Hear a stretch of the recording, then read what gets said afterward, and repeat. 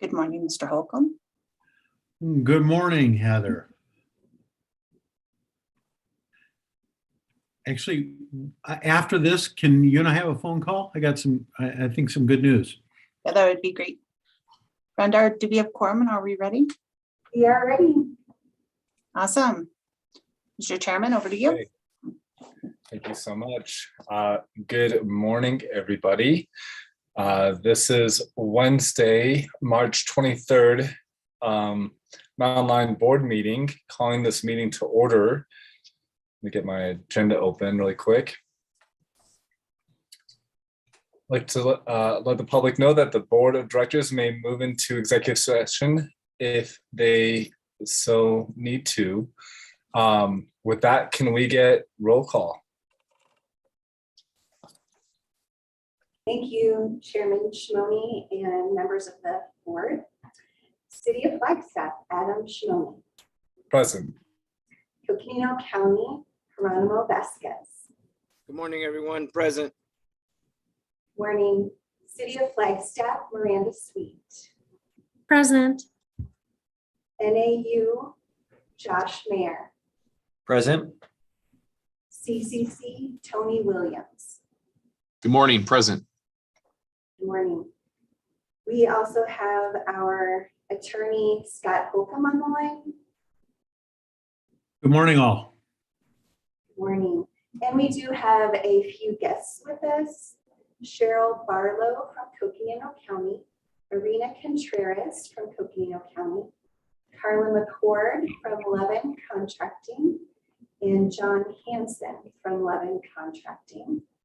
And did we just have someone join? And Jordan Hollinger from the City of Flagstaff is also with us. And I believe Mark Rivas from the City of Flagstaff is also with us for the Flagstaff Regional Plan presentation later in the agenda. And we do have staff present here in the training room and on Zoom.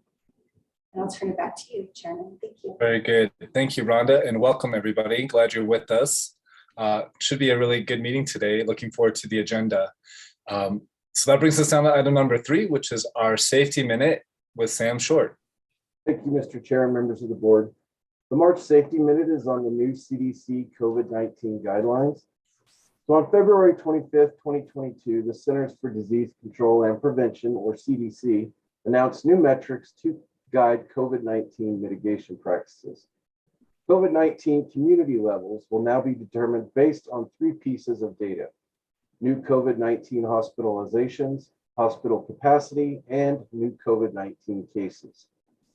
Categories for COVID-19 community levels have changed to 3 levels: low, which is green, medium or yellow, and high, which is orange. I checked the website this morning, and Coconino County is currently in low or green community level.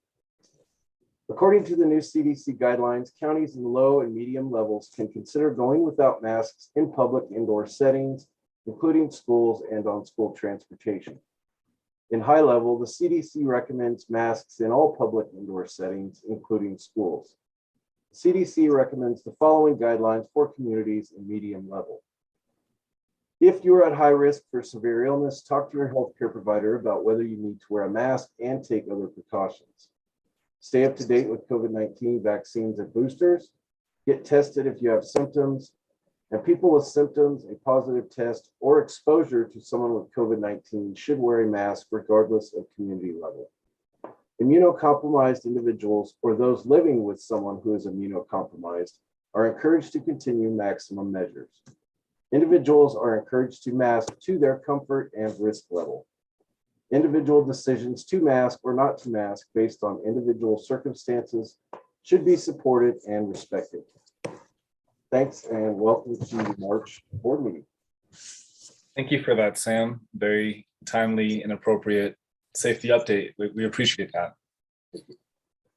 That brings us down to item number 4 of our agenda, which is the approval of our minutes from 2/16. I will welcome a motion from our directors. Move to approve. Do we have a second? I'll second. Great, we have a motion to approve from Director Vasquez and a second from Director Sweet. Any further discussion? All those in favor, say aye. Aye. Aye. All those opposed, same motion. That motion carries. Thank you. That brings us down to agenda number 5, which is our update on user fee schedule. Staff recommends that the Board of Directors update the adopted user fee schedule to reflect the most current advertising fees for selling advertising space on the bus and delegate authority to the CEO and General Manager to update the user fee schedule with future advertising rate updates as appropriate for the current market conditions. General Manager Donaldin, take it away. Good morning. So this is a consent item, so I don't have a prepared presentation, but I'd be happy to answer any questions. This really is a result of I moved forward with a user fee schedule update, did not consult with Jackie Lenners, our marketing director, and she advised that the advertising fees that I had reflected in the report I brought to the board were inaccurate for what we are currently charging. So this is to clean that up and be sure our user fees do reflect the current advertising rates we have in place. So major takeaway is always consult with Jackie. Jackie, I did have a question, assuming Jackie's on the call. Is that correct? Is Jackie with us? I am. Hi, Jackie. Question for you. So I did notice that some of the fees went up and some of the fees were marked to go down. Can you just explain why that would be? I can do my best, and I apologize. I'm not going to be on camera. I'm covering the front desk right now. Can everyone hear me okay? I'm not at my normal Yes, we computer. can. Yep. Okay, thank you. So I don't know that they necessarily went up or down. Honestly, those numbers have been in there for quite some time, and I couldn't tell the original ones that you saw, so I could not tell you exactly where they came from. I can tell you that our current advertising rates, I did an audit a few years ago of several other transit systems of the same size and of larger and smaller sizes, and found our pricing to be in line and even on the high end of our peers, and that was a few years ago, so I can certainly update that. But I apologize, I can't tell you that things went up or down because I truly don't know where those numbers came from originally. But like I said, I have done an audit in the last few years and found our pricing to be fairly in line with our peers. Okay, that's fine and that's helpful. Board members, any other questions or comments on this consent item? Does anyone have a motion? Motion that we accept the consent agenda. Do we have I'll a second? I have a motion from Director Vasquez, and I'll take the second from Vice Chair Williams, just to change it up. Thank you. Any further discussion? All those in favor, say aye. Aye. Aye. Aye. All those opposed, same motion. That motion carries. That brings us down to our discussion action items. Item number 6, which is a reopening plan, removing the mask mandate. Staff recommends the Board of Directors move to phase 4 of the reopening plan. Sam Short, who is our safety manager, will be leading this discussion. Thank you, Mr. Chair and members of the board. Next slide, please, Rhonda. So as previously outlined in other staff reports and progress reports, Mountain Line has been required to follow the TSA security directive, which requires face masks since February 25th of 21. This security directive requires all modes of transportation to for their employees and passengers to wear face masks in all transportation vehicles, all bus stops, airports, and in all buildings, such as the Mountain Line building. This TSA security directive expires on April 18th, 2022. It was set to expire this month on the 18th, but the CDC recommended that it be extended for 1 month so they could provide some type of framework to the TSA in case we did come across conditions that required masking again. So they wanted an extra 30 days to come up with some type of framework for that. Next slide, please, Rhonda. So as mentioned in the safety briefing, we have had new guidelines issued from the Centers for Disease Control and Prevention, or the CDC. A couple of weeks ago, Coconino County also removed their face masks in most of their public settings. I believe the Health and Human Services building is one of a couple that still require face masking. And the city of Flagstaff recently decided on March 15th to remove their face mask mandates and move to phase 4 of their reopening plan on April 11th. So Mountain Line attempts to mirror the city and the county approach to COVID-19 mitigation practices ever since the pandemic began, just to show the citizens that we're all uniform in our approaches and that we're working together as partners in the community. Next slide, please, Rhonda. So some of the challenges that we've had since we've had to follow the TSA security directive requiring masks in all vehicles, service stops, and buildings is a great increase in challenging encounters from passengers. And this has been especially true in the last few months because it feels like, I don't know if it's accurate, but it feels like we are the only entity left that is requiring a face mask. So everyone does their business throughout town for the most part, and then gets on one of our buses to either go somewhere or return home. And then we're still requiring a face mask. So with those challenging encounters comes service delays and staff time to deal with those encounters. Some of the fiscal impacts we've dealt with for having to issue masks to customers is that we currently go through approximately 3,000 masks a month that we hand out.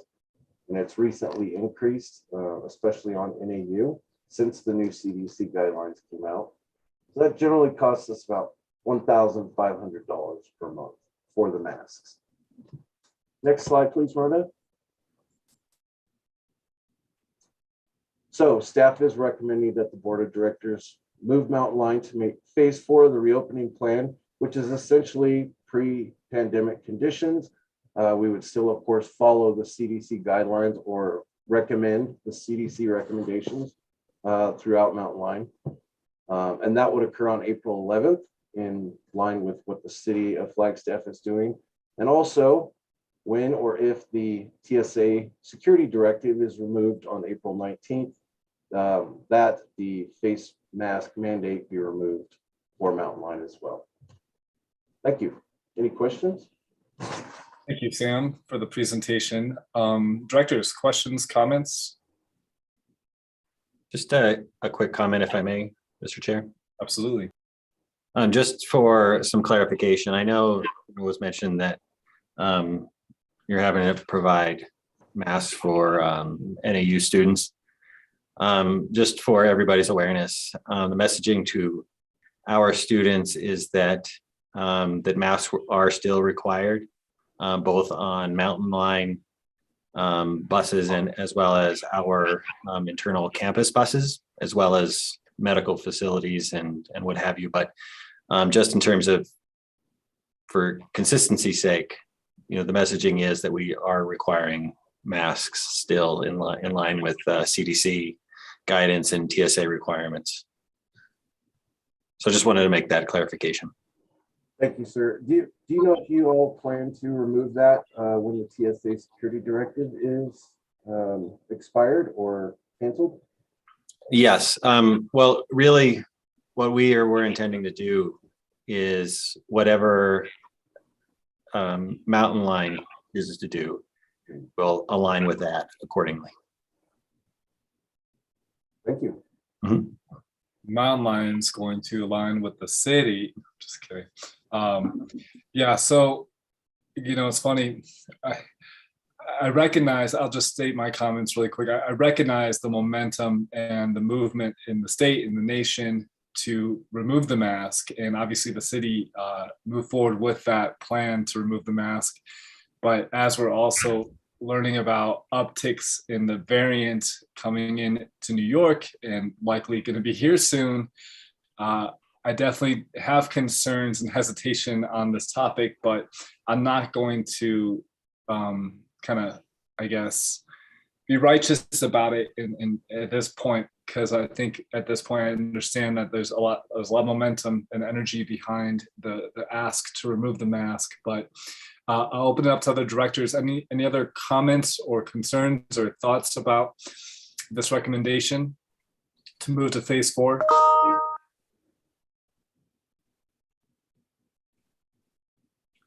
So I guess my question, Sam, or maybe this is to you, Heather, is let's say we did approve this recommendation to move to phase 4, and let's just say the CDC and the federal guidance is to remove the mask, and then in a month from now we see a large uptick in this variant. Are we able to be flexible and then require a mask at that point, or how do you see that playing out? Sorry, Heather. So part of the reason that they did extend it for a month instead of just letting it expire was to make sure that they had a framework for transportation to be able to act appropriately if community levels did rise. So we're assuming that that's what we're going to be given from TSA and the CDC. So we should be able to handle that with their recommendations.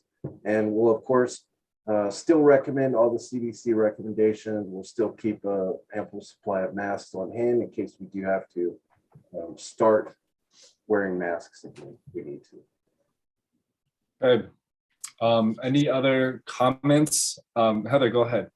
Yeah, and if I can add, our goal is to continue to be reactive in the same way that the city and county are reactive. So as conditions change locally, we will follow those CDC recommendations and guidance. So if a month from now we are in the high category again, then we would follow the CDC recommendations of masking. So our goal is to be nimble in that way and to follow those rules. So I hope that answers your question. If I can keep the floor for a second, I want to express gratitude to Josh and NAU. I know Josh and I had a conversation about masking on our vehicles, and we appreciate the support of NAU and that consistency across our ridership of keeping the masking in place. And so just wanted to take a moment to acknowledge NAU and their efforts in that regard. Wonderful. Thank you.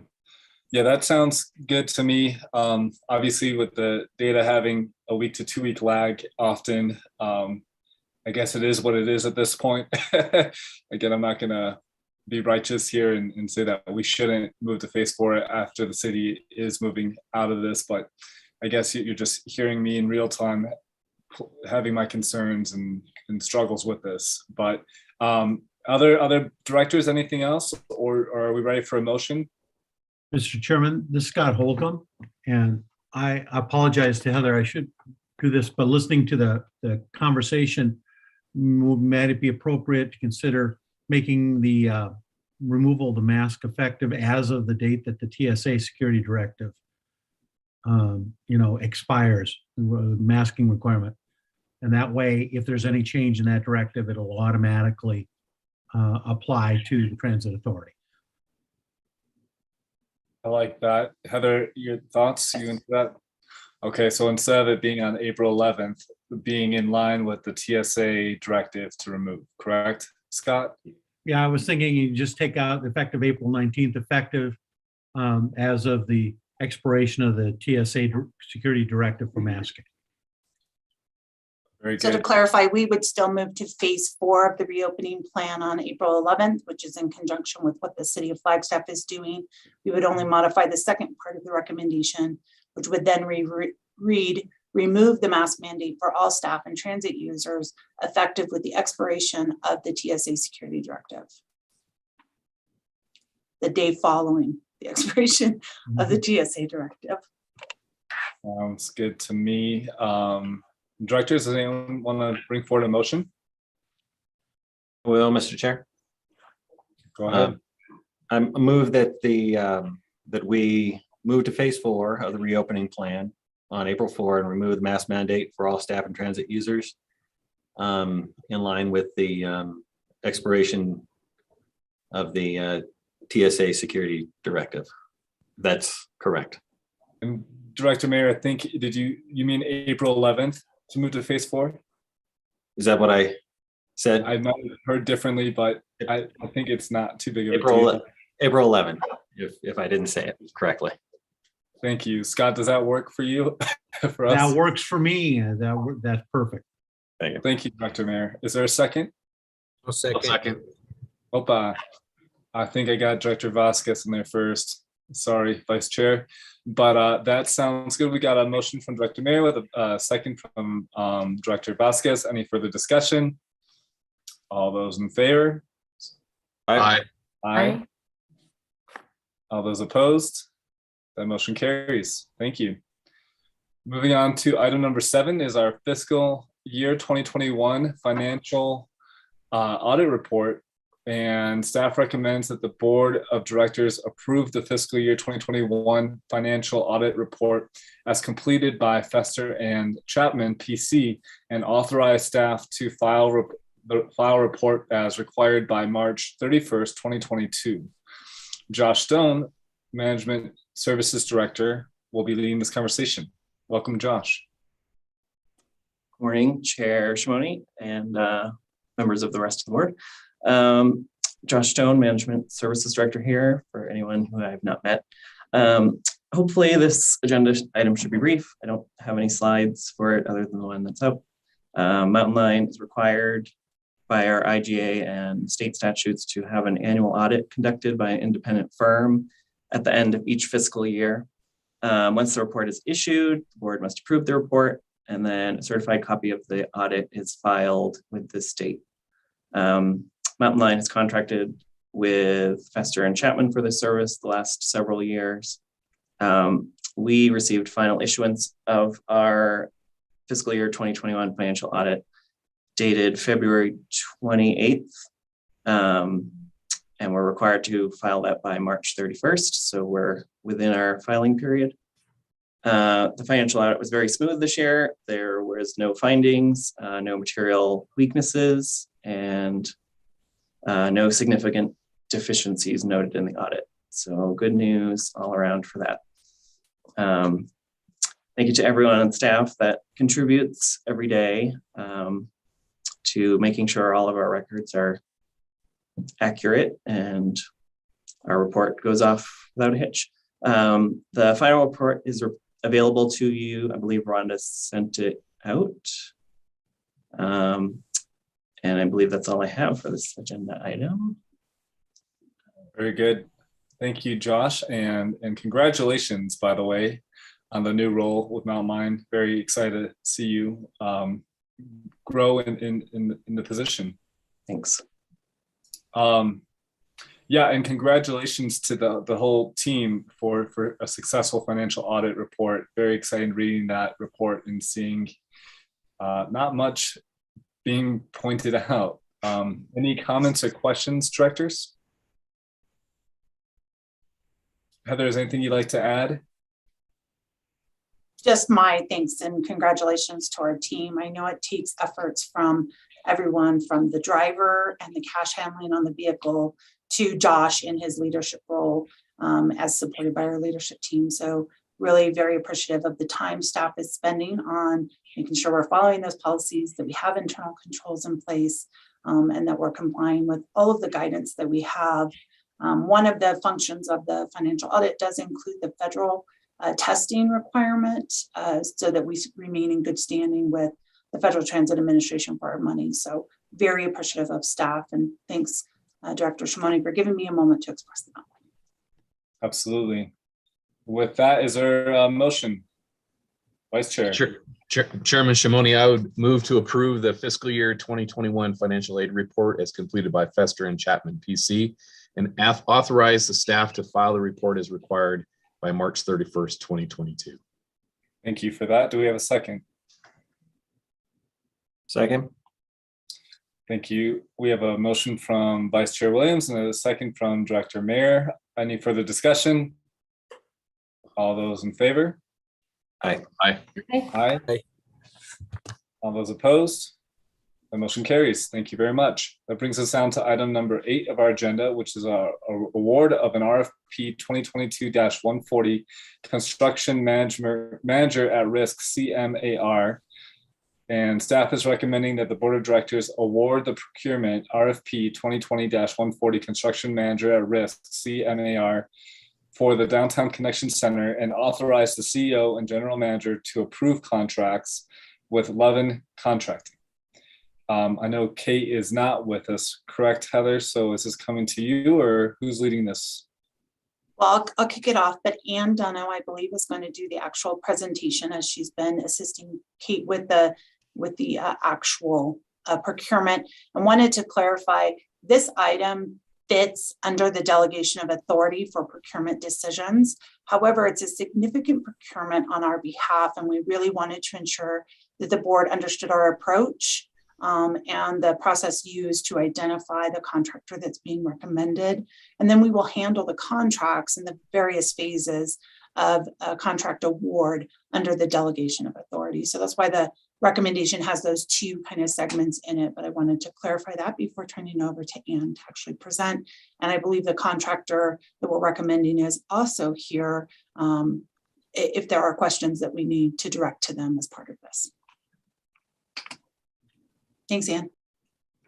Thank you, Heather. Mr. Chair, members of the board, Ann Dunno, Capital Project Manager. Next slide, please, Rhonda. So as Heather mentioned, we did issue a competitive procurement, an RFP, request for proposal. There were 3 firms that responded, Lovin, Wilming, and Kinney Construction Services. We put together a review committee of several staff. Our owner reps, Nations Group, participated, and then 1 contractor that is part of the regulation for procurement to have a contractor for a CMAR type of procurement. We conducted obviously the submittal process, evaluation and scoring, and then we did conduct interviews with all 3 firms. And next slide, please, Rhonda. And after careful deliberation, we identified Lovin as our most strategic fit and best fit partner for this project, providing best value to Mountain Line. They had very clear balanced team roles. There is from everyone from the senior level on the team to those that are boots on the ground, the superintendent. They were able to demonstrate capacity across appropriate levels to support the project throughout all phases. They also have a project manager that will be involved throughout the full level of the project, which is consistency and provides that support as you go from pre-construction through construction through closeout. They also came very prepared with a very detailed outline. They had done a lot of research on the project, had followed a lot of our public conversations about the project. They demonstrated their ability to pick up the project and start running as soon as they would be issued notice to proceed. They also demonstrated a really good understanding of the stakeholders and the complexity of the project, everything from the area, the neighborhood, and the businesses to understanding the importance of this project for Mountain Line and delivering an FTA project in a very complex multi-jurisdictional area with the city and ADOT. They've also, as I said, have done extensive sort of pre-construction research on the ground and just in our plan, looking back at our own planning process. So again, we identified them as the best firm for this project to team with Mountain Line and Nations Group. With that, I am open to any questions, and we do have representatives from Lovin on the line. I don't know if John would like to.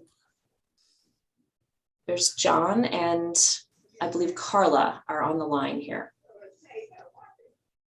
Welcome, John and Carla. John, would you like to share a few words? Yeah, absolutely. Thank you. I appreciate the opportunity. I'll keep it brief. I just want to thank the group and thank Mountain Line and the board for the opportunity to participate in this project. We're, as many of you know, we're a local company, and our project team is 100% local, and we're excited to play a role and have a part in this very important and impactful project for Mountain Line and for the community. That's great. We so appreciate that, and we're looking forward to this huge endeavor being constructed with your team's help. So thank you to you, John, and your team, and Anne for the presentation and your work and the team's work in getting us to this point. Directors, any comments or questions?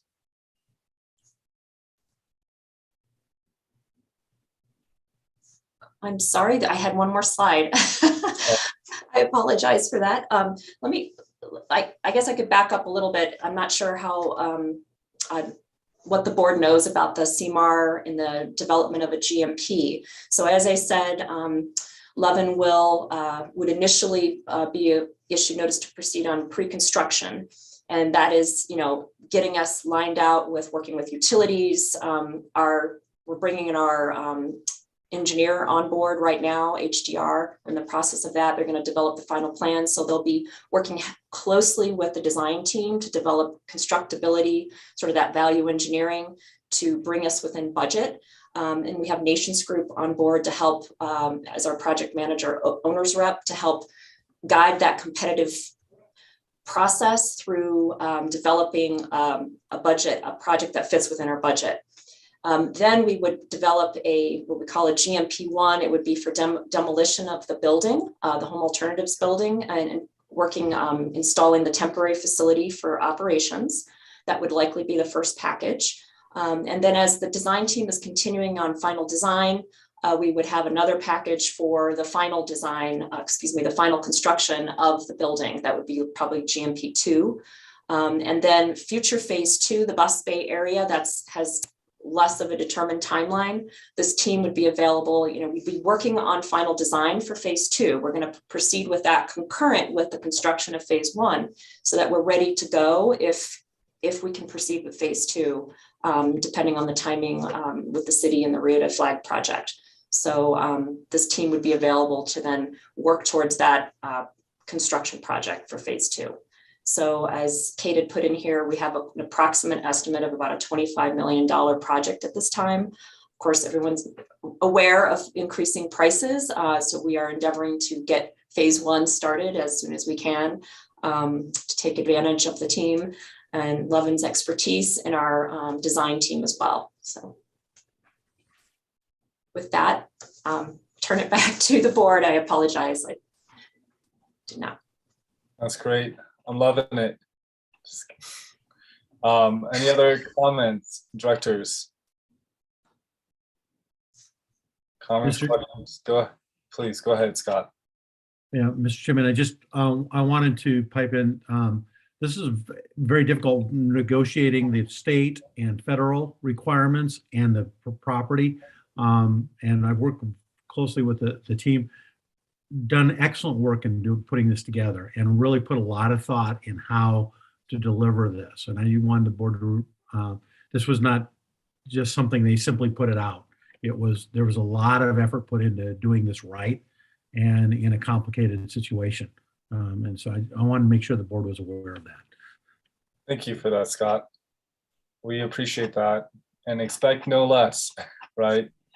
We do great work here, and we acknowledge that. With that, if there is a motion, I am happy to welcome that.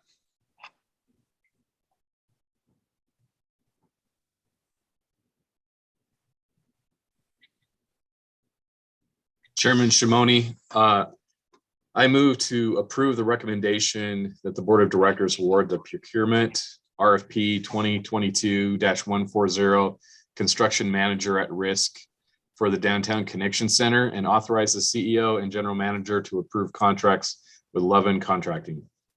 Thank you for that, Vice Chair. Is there a second? I'll second. Very good. We have a motion from Vice Chair Williams and a second from Director Vasquez. Any further discussion? All those in favor say aye. Aye. Aye. Aye. All those opposed, same motion. That motion carries. Thank you so much, and good work, and looking forward to the hard work ahead. Appreciate it. Mr. Chair. That brings us down to item number 9 on our agenda, which is our fiscal 2023 operating budget discussion. The board may provide direction, but there is no recommendation from staff at this time. Josh Stone, our Management Service Director, will be leading this discussion. Good morning. So this morning in our budget series, we're focusing on the remainder of the main operating portion of our fiscal year 2023 budget. We've sort of broken out the presentation into 3 sections over 3 months, which is workforce, operating, and capital projects. So capital projects still to come. You'll remember in February, Heather provided an overview of our workforce budget. So today that leaves the rest of operating. Rhonda, you can move to the next slide, please. So our overall operating budget is increasing by about 12.7%. Of this, our largest expense, of course, is our workforce, with salaries and benefits seeing a $775,000 increase. That's, of course, as a investment in recognizing our staff with a competitive compensation package. Heather discussed that last time. The rest of the budget is a variety of categories of expenses supporting our programs, and it's increasing about 17.4%.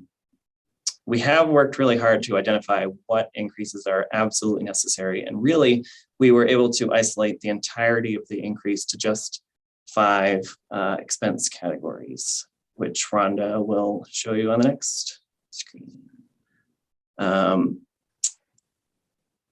Most of these are essentially the direct costs associated with moving our buses. Our largest increase is our fuel cost, which I'm sure everyone is noticing these days is substantially increased. I don't know that we're going to see any relief soon. So the budget, based on no change in service miles, is increasing by about $300,000.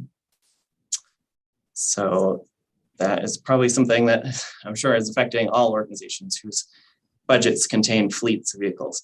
The next increase is vehicle parts, revenue vehicle parts, which is about a 10.4% increase.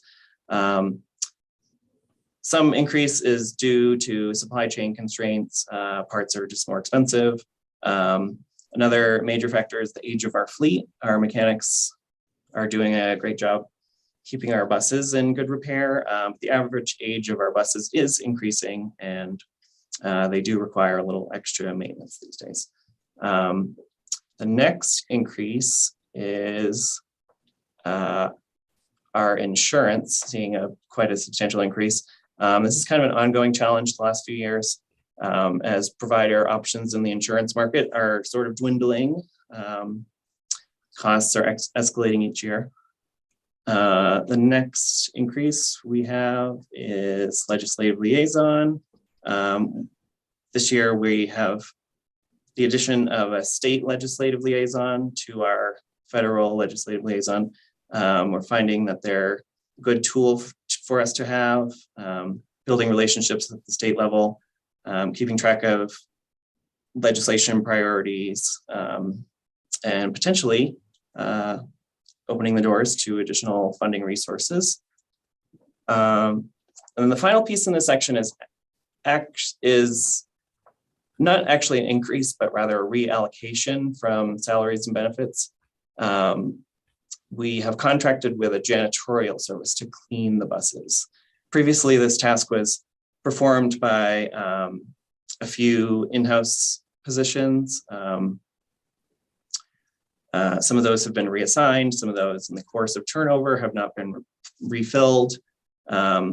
We're instead reallocating that budget to the cleaning contract, an outsourced cleaning contract. So while that line is new, the expense is not actually 100% new. So those are the increases. As I said before, we tried our best to stick to items where increases are absolutely necessary. Keeping that in mind, the total of all other program expenses is seeing a decrease of 4% for next year. So that is really all I have today for our operating budget. Rhonda, you can move to the next slide. If anyone has any specific questions, I'll do my best to answer or direct you to a department manager. Thank you, Josh. Thank you for the presentation. Directors, questions, comments?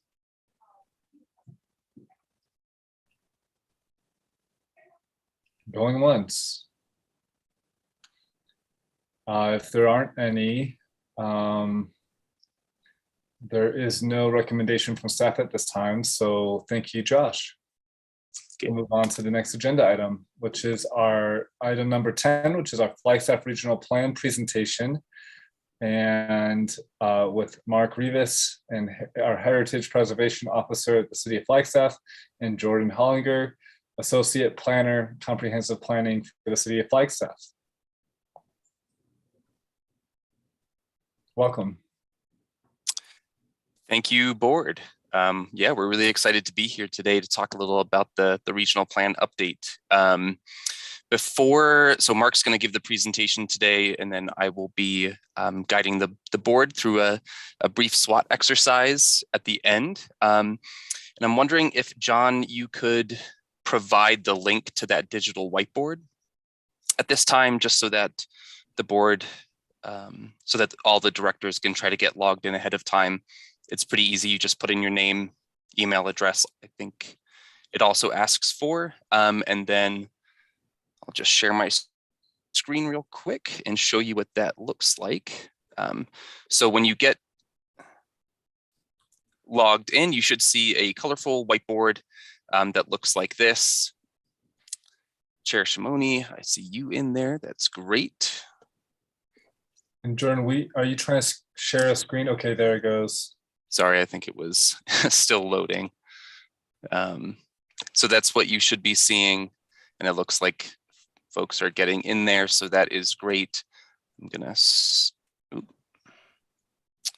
stop sharing and get the presentation ready. Mark, are you ready? I don't see your camera on. Mark was having some technical difficulties yesterday, so I'm wondering whether that is happening again today.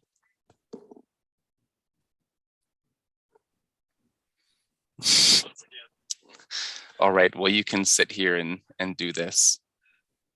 Sorry about this. Mark is having some technical difficulties, so he's going to give the presentation at my desk. I will go ahead and share and swap out.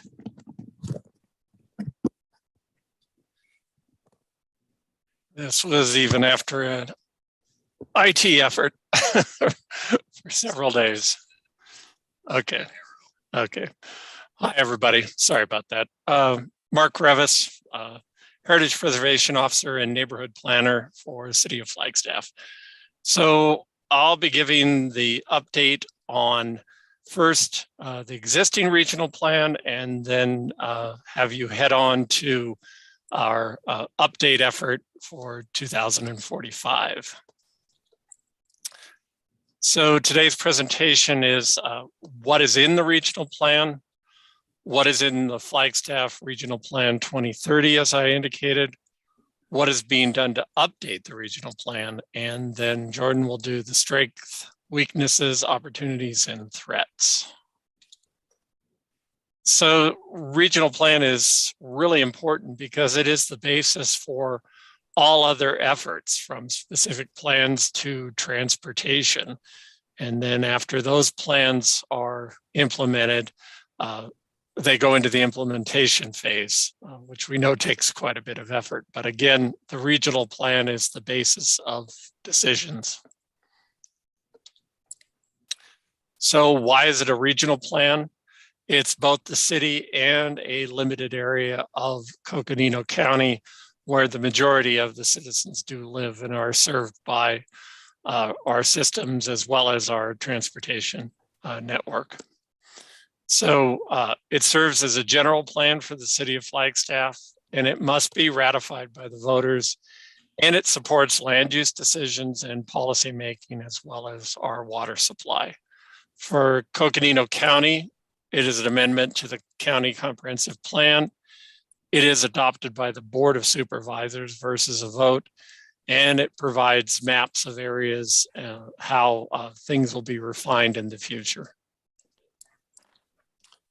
So there's a lot of complexity there, obviously, anywhere from growth boundaries to activity centers to our road network. There's a lot of complexity to this, as well as various land use designations and requirements, including historic districts. So what did the public want the Flagstaff Regional Plan to do? Hold the government accountable for publicly derived policy outcomes and goals, guide physical and economic development, establish priorities for public actions, to be complementary to private decisions, and encourage predictable decision-making. So the 2030 plan has a considerable number of goals and a whole lot of policies that may be simplified and more unified with our upcoming effort. Generalized land use map with clearly defined activity centers is the basis of the upcoming and current plan. Robust transportation modeling is a component of the current plan. Multimodal transportation is emphasized, as well as our water source. So when you actually go to the actual plan itself, chapter 10 has a whole lot of things listed here. The vision and goals in 2030, people get around to where they need to be in an efficient and safe manner, and more people ride the bus, their bikes, and walk, reducing emissions and increasing health. You're probably rather familiar with this network of roads and routes and pathways associated with transportation and potential for expansion of that network. Currently planned transit services, emphasis on where that is. Again, maps are important in the regional plan. And specific, when you go to transit goals and policies, the goal, I'll read that, provide a high quality, safe, convenient, accessible public transportation system where feasible to serve as an attractive alternative to single occupant vehicles. And as we click through those policies, coordinate on the between the region transportation systems, excuse me, provide public transit centers for the effectively distributed throughout the region to increase access to the public. Support transit systems design that encourages frequent and convenient access points. So looking at those, anything from park and ride to bicycles to walking, all the way to railroad and airline facilities. Policy 4, support mobility services for seniors and persons with mobility needs. 5, incorporate adopted plans and policies for non-motorized public transportation in the permitting process for all development land use proposals. and ultimately look at the rural transit and link to that aspect in providing cost-effective transportation within the entire region. Again, I'm just very quickly covering what is in the current plan and how those chapters are written and how the goals and policies are stated. As far as key policies, improve transportation mobility, connectivity, safety, and efficiency for all modes.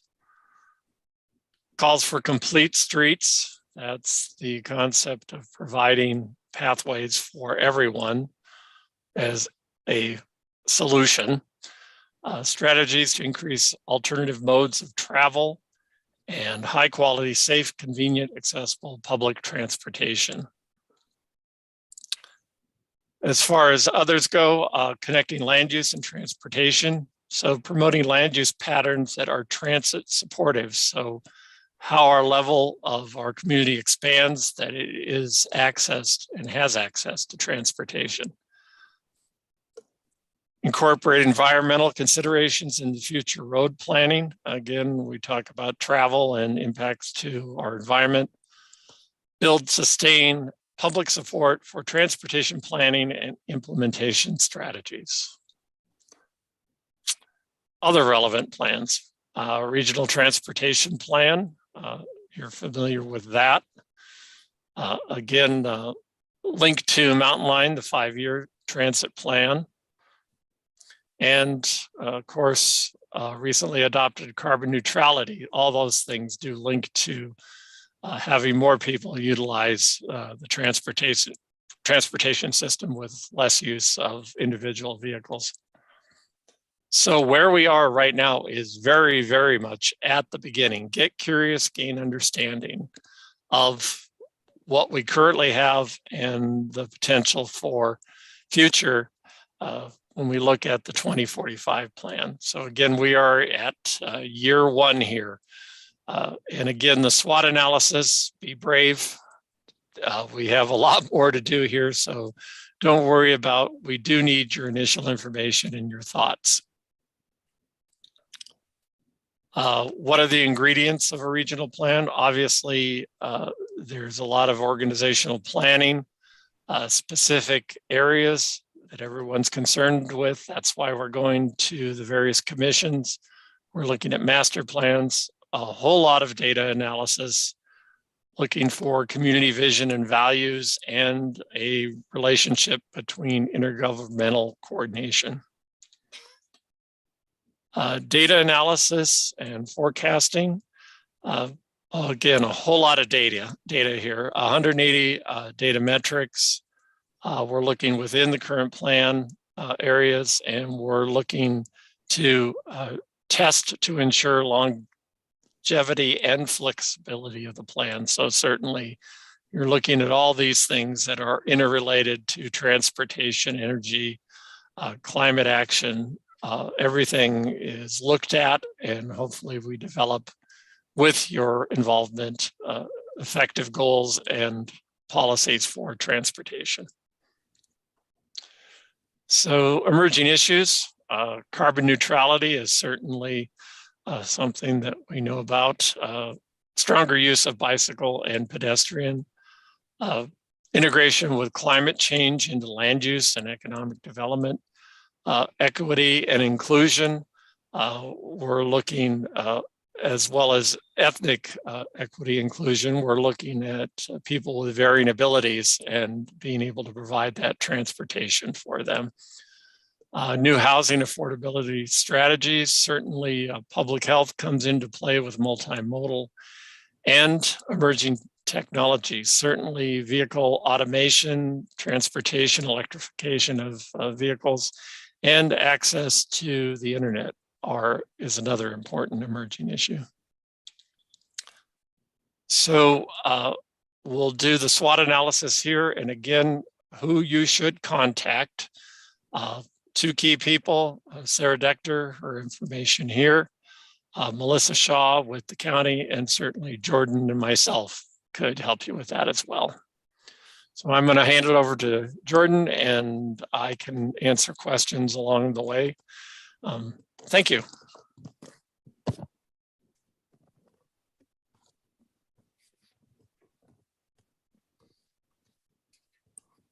All right, well, thanks for your flexibility with that somewhat analog handoff there. So as Mark said, we're going to transition now into doing a SWOT analysis with the directors. And the questions that we're asking you to consider are on the slide here. So for strengths and weaknesses, we're asking you to think about the current regional plan. What are the strengths of the current regional plan? What are its weaknesses? What pieces might be missing from the current regional plan?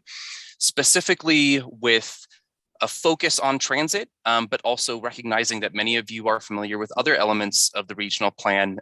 Feel free to include items that are just generally important to you about the regional plan as well.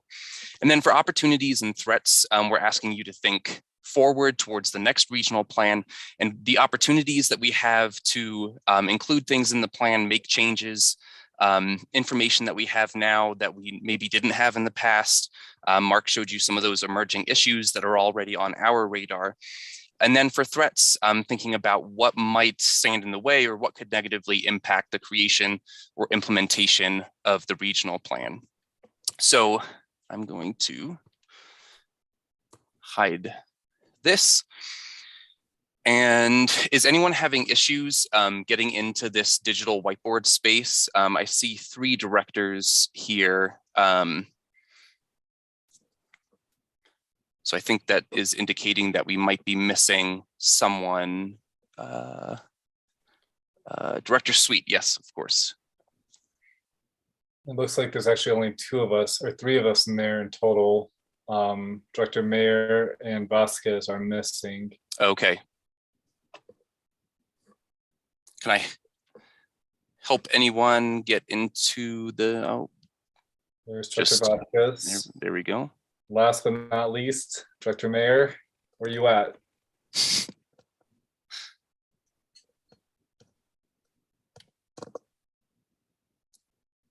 Director Mayer, you still with us?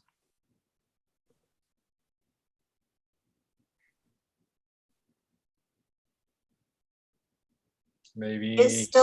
He is still showing as a participant, so maybe he just stepped away. Yeah. Well, if it's okay with you, Chair, and the rest of the directors, we can get going, and if additional explanation is needed later, we can come back to that. So this is a digital whiteboard space that you can all contribute to. So as you can see, we have 4 different boxes here corresponding to those questions related to strengths, weaknesses, opportunities, and threats. And what we're asking you to do is just to click on these little plus symbols and add any ideas that you have that fall within those various categories. And you just click on that. You can type, looks like that is straightforward enough, and just press enter to have your idea populated within these boxes. So feel free to go ahead and get started and just start throwing ideas into these various sections. I'll give a number of minutes, maybe 10 minutes or so, for ideas to be populated here. And then once it seems like people are not typing anymore, we'll move on to a rating session where we'll ask you to rate all of the ideas that have been populated here. And then I can show you the results at the end. So as we go here, feel free to ask any questions, and need any clarification, feel free to ask.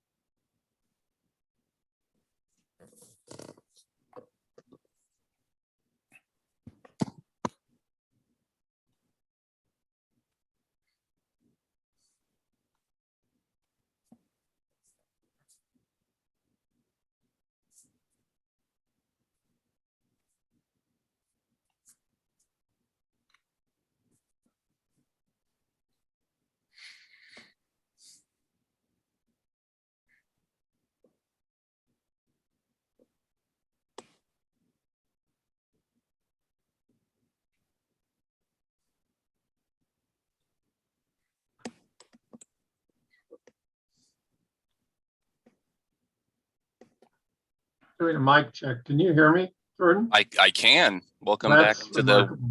digital world here, Mark. Yeah, I just want to turn on the video.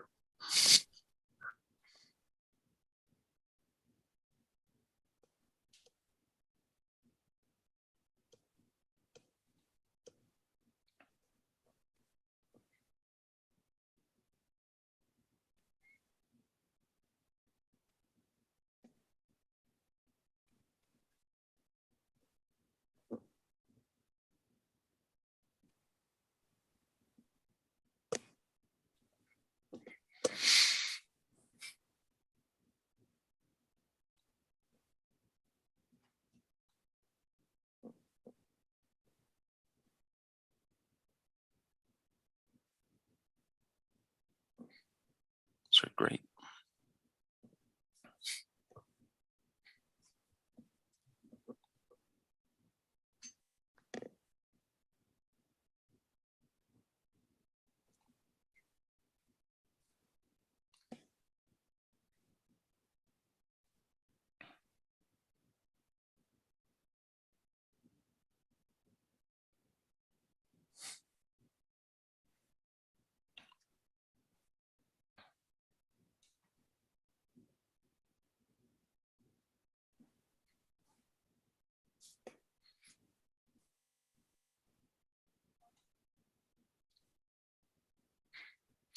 Chair Shimoni, I'm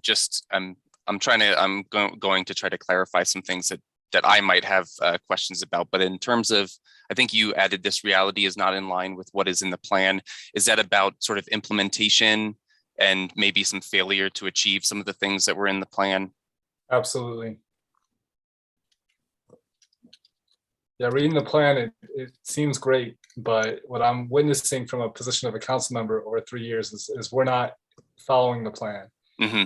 So it's pretty frustrating, actually.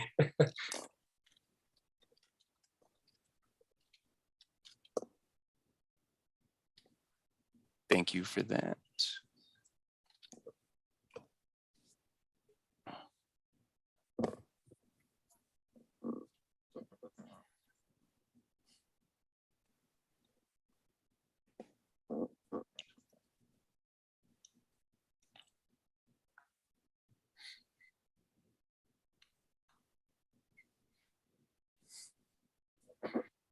I really like, I'm not sure who put Chair Shimoni again. You know, this, the better checks and balances, I really like that. You know, we do the annual report that we put together every year, which has a lot of data in there, but I think this is a really good opportunity to take a hard look at that and understand whether we need to change some of those data points and understand whether those are actually aligned with the goals and policies that we have in the plan as well. So I think that's a really good comment.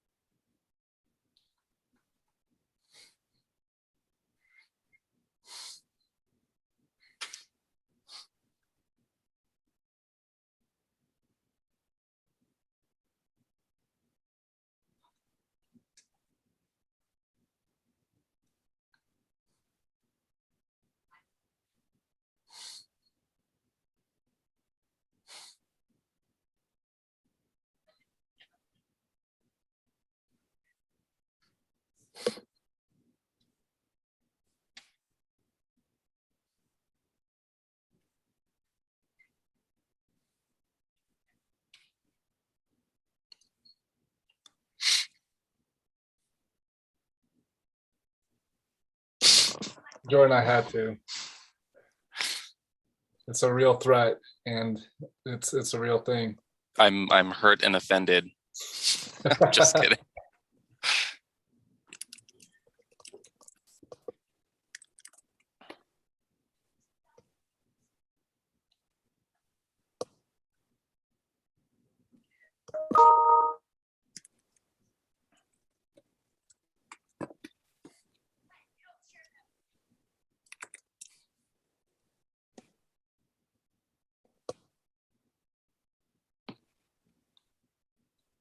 I just want to check, Josh, are you with us now?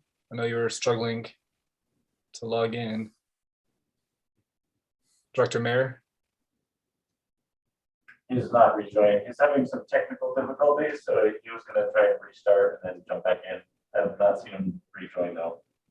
Okay, no worries. Thanks for checking on that.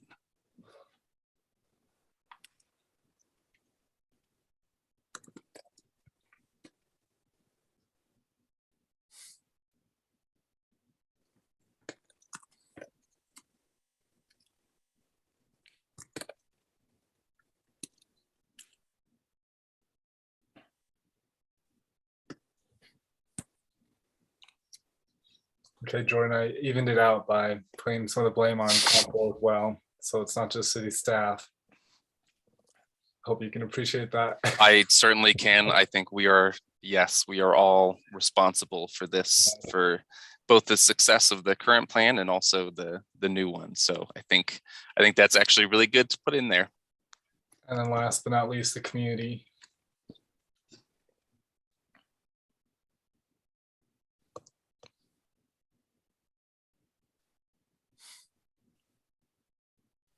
Makes me think about how, you know, there's that policy about safe and neighborhood streets and the need for what's the word? Traffic calming being the design for streets. But then, you know, Rick Barrett, our engineer, will tell me that, you know, as soon as you talk about removing parking from streets to lessen the width of a street, the neighborhood freaks out and demands that the parking is there. So it's tough. So the community does play a role. Yeah, yeah. And I think one of the weaknesses that we have heard elsewhere as well is that the current plan doesn't do a very good job of helping readers, council, us as staff understand those trade-offs too, in terms of goals and policies. And often they are, you know, not all goals and policies are compatible with one another. And oftentimes we have to think carefully about those trade-offs.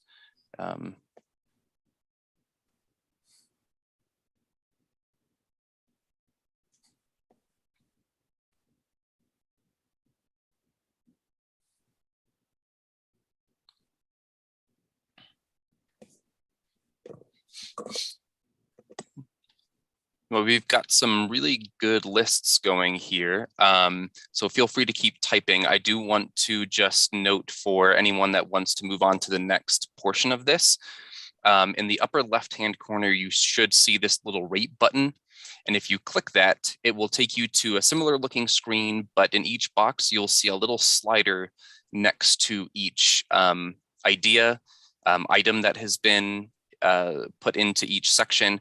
And what we're asking you to do is just rate this on a scale of 1 to 10, 10 being indicating more important, 1 indicating less important. So just you can just click on the slider and drag it up or down based on your perceived importance of that item. So feel free to keep brainstorming and adding in ideas, but if anyone's ready to start rating these, feel free to go ahead and start doing that. Jordan, I missed the beginning of that. How do we put those rating pieces in? So in the if you can see my cursor here in the upper left hand corner, click on the word rate and it should take you to this version of the page. Got it. Thank you. You are welcome. And don't feel like you have to rate if you're unsure about something or maybe don't have an opinion on it. You don't need to rate everything, but rate as many as you feel comfortable rating in this exercise. And not just for your own, for everybody's ideas here.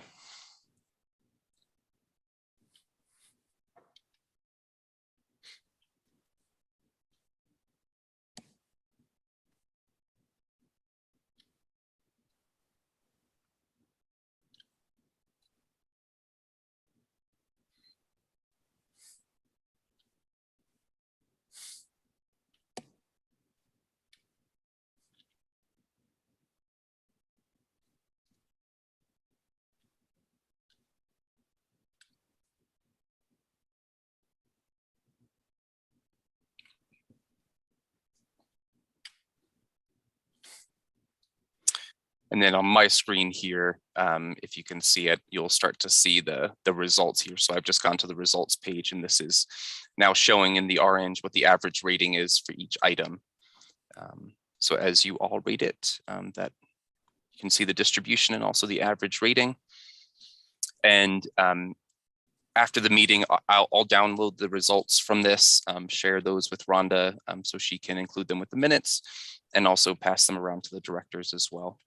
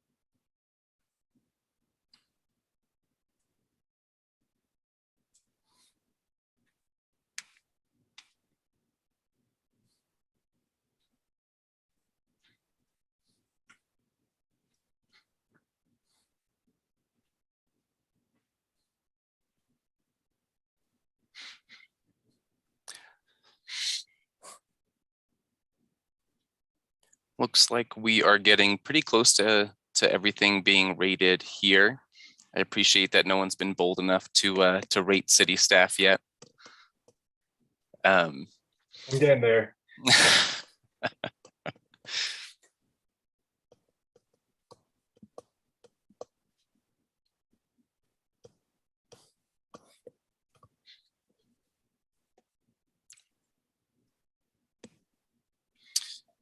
So what I'll do, it looks like, yeah, as I said, looks like we're wrapping up here. So thank you very much for your input. As I said, I will download the results from this exercise and pass those on so that all the directors can see all of the ideas that you've come up with. Does anybody have any questions about or comments about this process, about what we've included here? Yeah, any comments or questions for us as staff?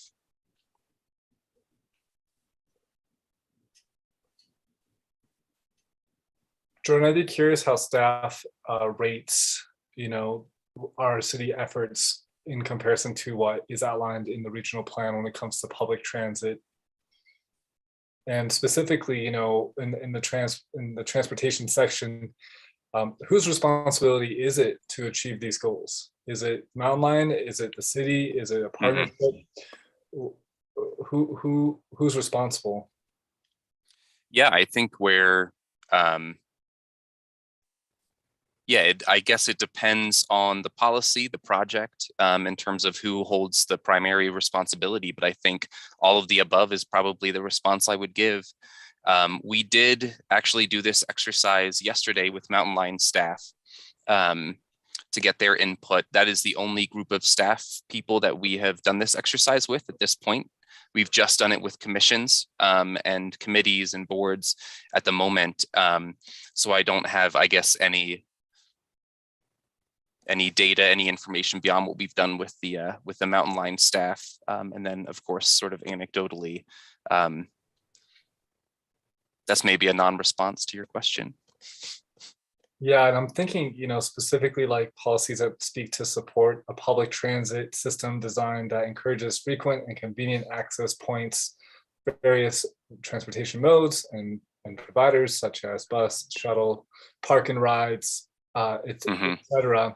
Like, I don't think we really have done much of this other than what Mountain Line has initiated, putting on my city hat, just wondering what our responsibility is on, establishing park and rides and whatnot. Yeah, I maybe don't have I think you're right that has largely fallen in Mountain Line's hands, and they have the 5-year transit plan that includes the permanent transit network. I know they have the new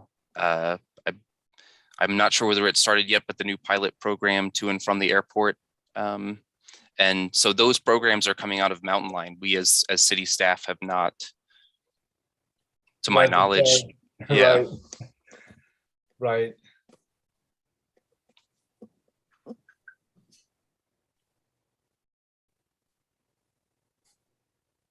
Yeah, we got a lot of work to do. We sure do.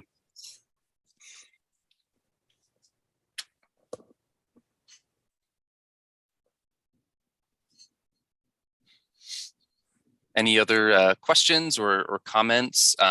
We're also happy to receive feedback just about this process and what you think of it. We're about halfway through visiting all of the commissions and committees on the city side of things. So we're always looking for ways to improve and adjust what we're doing. So if you also have just any general comments, we're happy to receive those as well. So, Jordan, I do have another question. Sure. This is, such a loaded topic for me just because I'm so in the weeds on some of this stuff with you all. And I do wonder, how does city staff utilize the regional plan in the design and build of projects? Do we basically review the regional plan with every project and make sure that we're aligning to them? Or do we basically say whatever it is that our engineers want to do and prioritize is kind of what we do?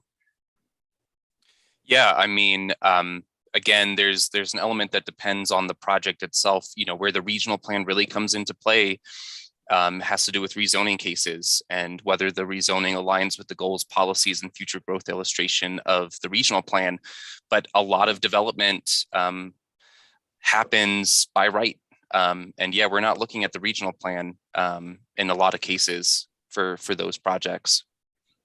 So it also comes into play. The idea is that the regional plan should be aligned with our zoning code too, as well as other city standards like the engineering standards. And I think probably most of us know that that's not the case, that the zoning code was adopted prior to the regional plan being adopted.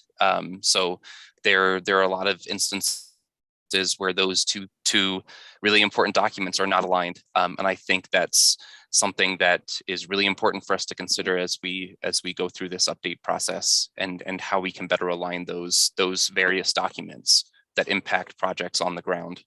Thank you for that, Jordan. And just to let the group know, a week from tomorrow, Thursday the 31st, the City Council is going to have a retreat talking about the capital project 5-year plan from 8 a.m. till noon. And we will specifically be talking about the alignment of the regional plan to these projects, along with our priority-based budgeting values. I firmly believe that there's a huge disconnect, and it's pretty frustrating for me as a council member, but we definitely have work to do. You know, and then my last comment, Jordan, is just what I'm learning in this whole world of engineering standards is it's not safety that we're talking about when we talk about the needs of bike and ped. All of our streets are safe. I think it's the terminology is comfort. Do you know much about that? Yeah, so within the world of, and anybody can feel free to jump in and correct me here, but my understanding is that we kind of think about safety in two ways when it comes to getting people on bikes or on foot or other non-automotive means of transportation. And it's both, you know, the real safety, and we have data on that in terms of number of crashes. And then it's the perception of safety, and that goes into the comfort. So there are organizations out there that develop comfort indices based on different elements of the road, and you know, can go through a process of classifying, for example, bikers into different categories of things like certain or cautious. And we know through some of that research that the perception of safety really impacts the decision to switch from driving a car, say, to getting on your bike or walking somewhere. So I think that's absolutely right, at least from my understanding, that idea of comfort is really important. Right. And so whatever we can do to implement that into the regional plan moving forward, I would really appreciate. And I know this is a long process, but you know, our engineers will say all of our roads are safe. But if you ask a vulnerable citizen, they might not feel that way crossing 4th and 66, you know, or the new Lone Tree intersection that's being designed. But and then, yeah, go ahead. Mm-hmm. No, and it's also about the convenience too, and the competitiveness with driving. And, you know, you think about, we have some really great infrastructure here, but we have certain barriers that maybe we don't have such great control over, like 66 and Milton Road, that are actually act as barriers in terms of the convenience element too. In terms of people crossing those barriers to get to better infrastructure like the foots that goes along the south side of 66. It's a great piece of infrastructure, but if you're wanting to travel along there, and you're coming from the north side of town, you have to cross 66, which can be a deterrent for people as well. So I think wrestling with those ideas is absolutely a really important piece for us moving forward as well. And, you know, when it comes to transit, that's really important. And thinking about what are those barriers to accessing transit as well. Thank you. Heather, do you want to chime in and share anything about how this practice was for the team? I think, Jordan, did you say that was yesterday? Yeah. Yes. So our leadership team, which is made up of anyone who leads teams here at Mountain Line, participated in this activity. And unfortunately, I couldn't stay on the whole time. I know Jordan has left it open for us to still provide some feedback by the end of the week, but we're very appreciative of the presentations to both our Transit Advisory Committee and our Board of Directors, and really the opportunity to participate in this regional plan. I think, you know, we echo some of the sentiments of Adam, really in ensuring transit's reflected as we talk about what's the future of Flagstaff and how transit's an important component of planning. So again, we appreciate the opportunity, and I look forward to seeing some of the results, especially from our team. Thanks, Heather. Yeah. Thank you, Heather. Director Sweet, did you have anything you'd like to add or share or ask? I don't. I think this is a great exercise. I almost wish our entire community could do it.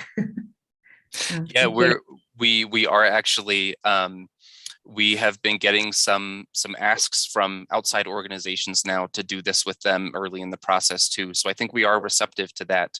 So if you have ideas of people, organizations that we should do this with, we're really receptive to that. And it doesn't, you know, it's not a big lift for us to do this virtually, and it works really well for that. So yeah. Thank you. That's great. And I'll just say that, you know, a lens of equity really comes to mind, and diversity, Jordan, as we do this, you know, NACA, Southside Neighborhood Association, Sunnyside, all those groups that, you know, typically, La Plaza Vieja, that might not always have a voice or speak up, that might need some extra help, would be appreciated from my perspective. Absolutely. Other comments? Are we looking for comments, Jordan, or am I just opening it up?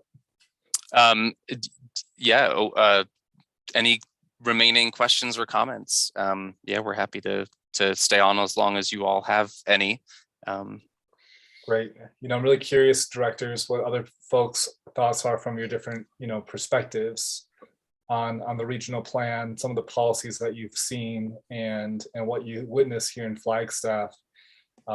Just curious to hear if you have any perspectives to share, insights from your viewpoints. I know I have a very particular viewpoint that maybe you don't have, but I'm curious from your positions, what you see when you look at this and this whole exercise. Vice Chair Williams, I'm going to start with you if you want to chime in. Yeah, I actually find this exercise very helpful and insightful. It's going through that with this group. It was really interesting to see what people were writing in the SWOT analysis. I would be really interested in, as more of this information is collected, like at how you will assess and analyze that data in an effective and efficient way, because the terminology that we use with this group is probably going to be different with other groups in the community. And so it will not always all be the same. So it would be interesting to see kind of the end result of how it's all kind of summarized and pulled together in a constructive format that makes the process value added. Yeah. And so we, one of the reasons we're using this software is that it gives us the ability to download this data in kind of a neat Excel format. So our intent is we will be meeting with commissions through the end of April into May, and then we'll go through a process of rigorously doing some content analysis with the data, categorizing and creating sort of a what we call a code book, and coding the responses and creating some sort of report that will be shared back with all of the commissions, city council, and whoever is interested in seeing that. So we'll definitely have some products at the end. And then our hope is that it's something that we can continue to reference. Not that, maybe some of the items won't always be applicable, or maybe we'll start to think about certain things in different ways, but it'll be a really nice reference set of data for us as we move through the regional plan and thinking about, are we addressing some of the weaknesses that were really obvious about the last regional plan? And if not, trying to figure out how we can. So that's our intent for the process. That's great. Thank you for sharing. Director Vasquez, are you with us? Are you out there in the ethers? Maybe not. Director Mayer, are you still with us? I am. Nothing of any substance to add, just appreciate the thoughtfulness with which this engagement is being undertaken. So appreciate your work. Thank you. Thank you, Director Mayer. I'm going to do one last call to Director Vasquez. Did you fall asleep on us? No, I got kicked out of the meeting. I was trying to switch over from looking at the screen and typing on it to going to the Zoom. And when I did that, I kicked myself out. So I just got back on. I apologize for that. No, I appreciate going through this and having the opportunity to add some feedback. I like the quadrant approach and looking at strengths and weaknesses and opportunities and threats, and think this is a good process for us to be going through. So I appreciate the work and look forward to seeing how the regional plan proceeds forward. Great, thank you. Thank you, Director Vasquez. And just through the lens of transit, I think we're making some really big steps right now with the city and with Mountain Line. I'm thinking about the DCC partnership. I'm thinking about the airport shuttle.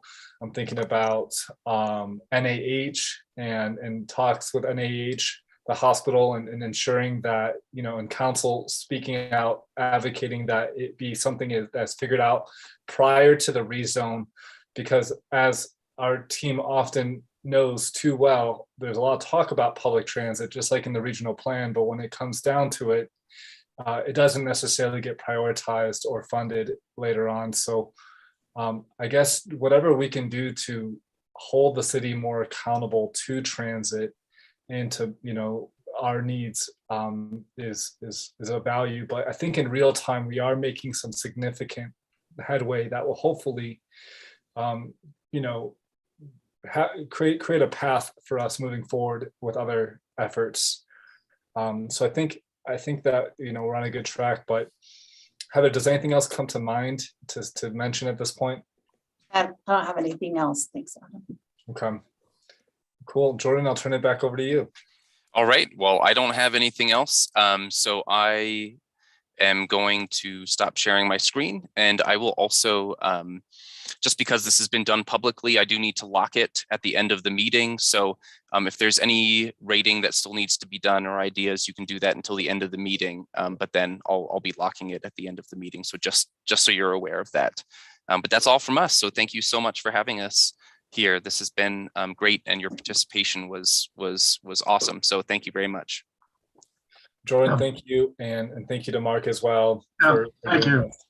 Thank you, Mr. Chairman. And you've met 2/3 of the comprehensive planning team. So you add Sarah Dector, and that is the team. So you know who to talk to. A big and strong team. Y'all do incredible work. Thank you. Thank you. All right, folks, that concludes that agenda item. Thank you for holding space for me to kind of rant a little bit. Definitely a topic I'm very passionate about and concerned about with the city. But moving onwards, we're down to our progress reports, item 11 on our agenda. And this is the operation status report with Jim Wagner, Operations Director.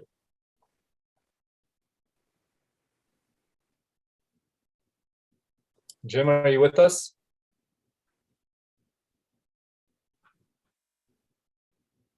Oh, maybe he pulled out director. He may have had to step away. Yeah. Might have kicked himself out. Okay, should we just move on for now, or? Yeah, if you review the progress report and have questions and want this to be put on the agenda for additional discussion, please let us know. But it's really just meant to be a once a year update on how are things going in our operations division. Absolutely. And last but not least, our summary of current events with you. Heather, take it away. Thank you. I have a couple of things to share. I'd like to highlight a few items from the staff report that was provided in the packets. As Chair Shimoni mentioned, Josh Stone did receive a promotion with Mountain Line earlier this month. He has been with the agency about 3 years. He started out as a payroll specialist, moving into financial analyst, and now the management services position. We did open that for recruitment, and Josh competed for the position, and we're very happy to be able to provide this advancement and development opportunity for him. I'm very excited about the work he's doing. So my congratulations to Josh for that promotion. We did have Employee Appreciation Day, so I'll ask Rhonda to advance the slide. We took the opportunity of, there's 2 events. Essentially, we have the Employee Transit Employee Appreciation Day, that's kind of a national recognized transit employees day, as well as a more Employee Appreciation Day, which is that broader spectrum. We celebrated with cookies for all of our staff. You can see on the screen here a photo of some of those cute little cookies we had made up here in town and delivered to staff. And on the left-hand side of your screen is a photo of our driver, Rich Felipe, our most senior operator actually with the agency, and one of our operations supervisors. And they actually turned the cookies into medallions on necklaces, which we thought was very creative. So it was a fun way to just take a moment and celebrate our staff. They do work very hard. And we appreciate everything they do, and that's from the bus washer all the way to every employee in the agency. We did also have a social media campaign, so we hope you were all able to participate in that and share appreciation there. We encourage the public to do the same thing, and I appreciate Jackie for her efforts to coordinate those activities. A couple other brief updates. Mountain Line Go, that is the micro transit service that's for serving Flagstaff Airport. the Pulliam Airport. It did launch on March 1st, as indicated in the staff report, but I wanted to provide a little more information. This microtransit's different than what we're doing in the Huntington corridor because you can take it from the airport to any destination in the community or vice versa. And we completed 43 boardings and 30 complete trips in the month so far in the month of March. So definitely getting activity on that. Have received several compliments and notes from members who have used the service. So very excited to see quick adoption of that. It is a pilot program. We keep reminding folks of that. It currently is not funded in a future fiscal year. And so we are strategizing on how to be able to fund it if the community, the city of Flagstaff and Mountain Line want to continue with those microtransit pilot programs. A couple of anniversaries to recognize. They are noted in the current events report. Andrew is our senior mechanic. Andrew's actually been here 13 years. He was key in setting up our facilities here, came with us from our old facility on NAU campus. I'm just very excited to celebrate him and his many years of service.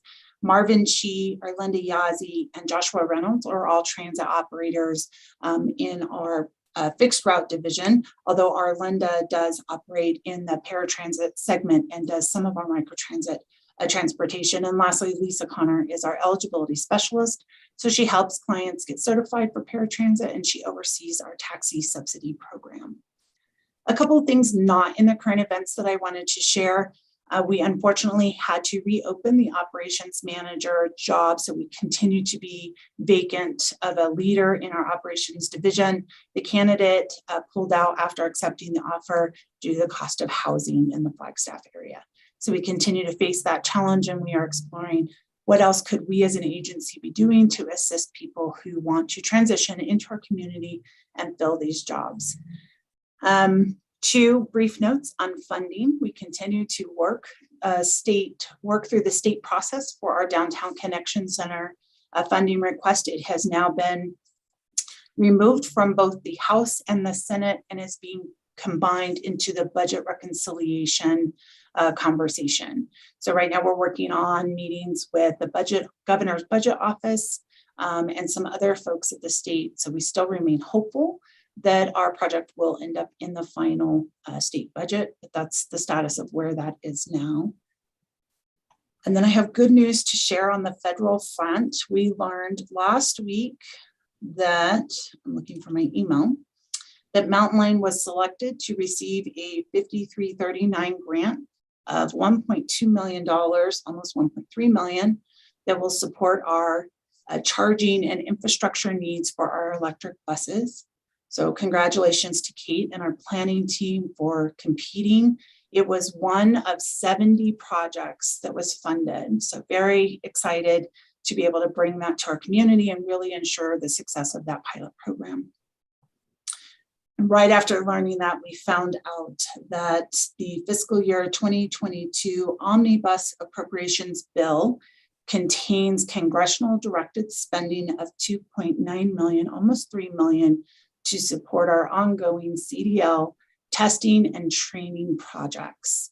So again, very excited to see that happen and very appreciative of Kate's efforts and our legislative liaison, Bob Holmes, who really helps keep our ask at the forefront of those folks in DC. And so wanted to share those good news with you. We'll be doing some press releases on that information, but wanted to share with you briefly today. And with that, that's everything that I have, but I'd be happy to answer any questions about the items shared. Very good. Any questions or comments, directors?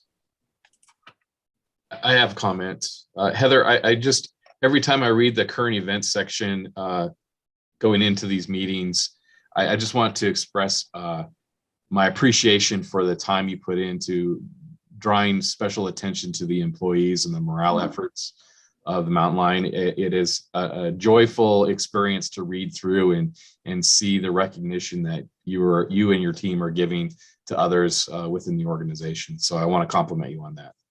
Well, thank you. It's our pleasure to do. Thank you. Thank you, Vice Chair. Any other questions or comments? I'll say those cookies look really good. They make even better necklaces, and big congrats and cheers to all the employees, both celebrating anniversaries and just for being with Team Mountain Line. We really appreciate you all. Any other comments? I think we're good to move forward. So yeah, Heather, you want to speak to this? Yeah, so our next meeting will be Wednesday, April 20th, 10 a.m. We will move back to in-person meetings. We will not be doing that for the April 20th meeting. So we're going to need a little time to adjust. We want to make sure that masking mandate expires and things like that. But we're very hopeful that the May meeting, our joint May meeting, can be conducted in person. So more to come on that. But in the meantime, if you have items that you'd like us to consider or get on an agenda, whether it's April or a future agenda, please let us know. And Rhonda has put up the tentative agenda items that we have outlined for April on the screen now.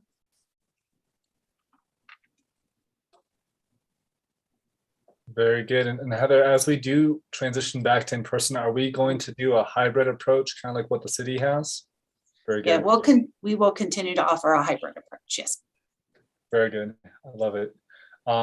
Any comments about the upcoming agenda or items that you'd like to see us discuss? Is the airport on here at all? Like that whole pilot is? Okay, very good. Yes. Perfect. And then I'm wondering if NAH is on here too.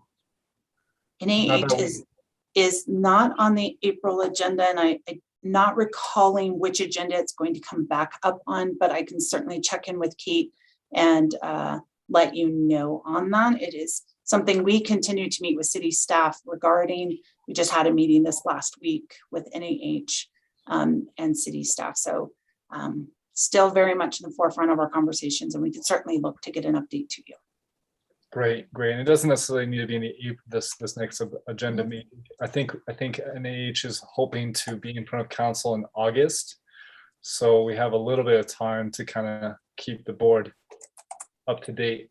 Yes. But I definitely want to make sure that we're all part of this conversation. But that's very good. Anything else, directors, before we wrap up? All right. Well, I wanted to put in a quick plug, just a reminder, the redistricting for county local redistricting is today at 6 o'clock. You can go to the county website to link on. It is public comment, so there won't be discussion about the maps. However, it is an opportunity to review the maps and see which map you prefer.